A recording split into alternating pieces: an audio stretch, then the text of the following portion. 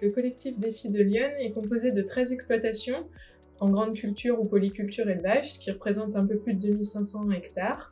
Et l'objectif de ce groupe Défi est de réfléchir collectivement aux leviers à mettre en place pour réduire l'utilisation des phytos et ensuite de communiquer sur leurs résultats. Alors, le groupe Défi me permet d'échanger avec un collectif d'agriculteurs ouverts d'esprit et innovants. Une vision pour une agriculture durable. Le groupe Défi permet d'avoir des retours d'expérience sur les innovations, mais c'est aussi un challenge de réduire l'utilisation des produits phytosanitaires. Des échanges intéressants, en toute transparence, dans un esprit ouvert et convivial. C'est un groupe riche dans les échanges et grâce à la diversité du groupe. Alors le groupe m'apporte une réflexion percutante pour l'innovation.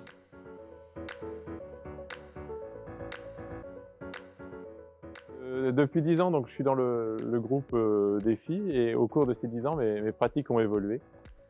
Et donc les modifications les plus importantes au niveau de l'exploitation ont été l'évolution de l'assolement, qui est passé de 5 ans à 7 ans. Donc en fait, c'est un colza qui revient tous les 7 ans, avec quand même 3 années avec des blés et sinon des cultures, une part de culture de printemps qui est quand même relativement importante.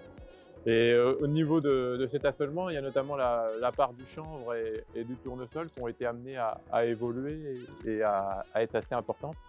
Et notamment le chanvre, qui est une culture qui nécessite pas de produits phytosanitaires. On a eu aussi une diminution aussi, l'utilisation de variétés, on va dire, plus résistantes aux maladies, et donc aussi une diminution de l'utilisation des fongicides.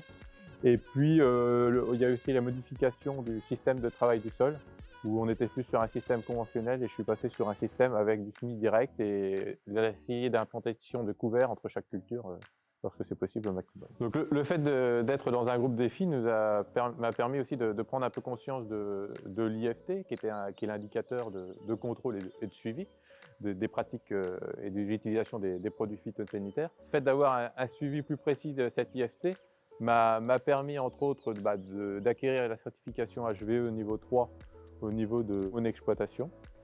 Et d'autre part, ça nous a permis aussi de travailler des sujets au sein du groupe qu'on n'aurait peut-être pas travaillé, j'aurais peut-être pas travaillé directement. Notamment, il y a eu on a fait des travaux sur les macérations au sein du groupe, sur des moyens de biocontrôle, etc. On s'est aussi posé des questions sur l'agriculture biologique. Il y a, au tout début du groupe, il y a quelques agriculteurs du groupe qui sont partis après en agriculture biologique. Les résultats sur l'utilisation des produits phytosanitaires sont au rendez-vous, puisqu'aujourd'hui on observe une réduction de l'IFT de 46% pour le groupe. Si on retire les conversions à l'agriculture biologique, la réduction de l'IFT est de 37%.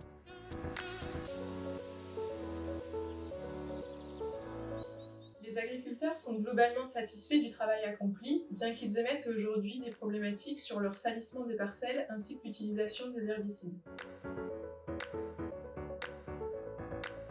Le groupe se renouvelle et continue son aventure pour le projet 2022-2026 et les thématiques abordées seront principalement le désherbage mécanique et la biodiversité fonctionnelle.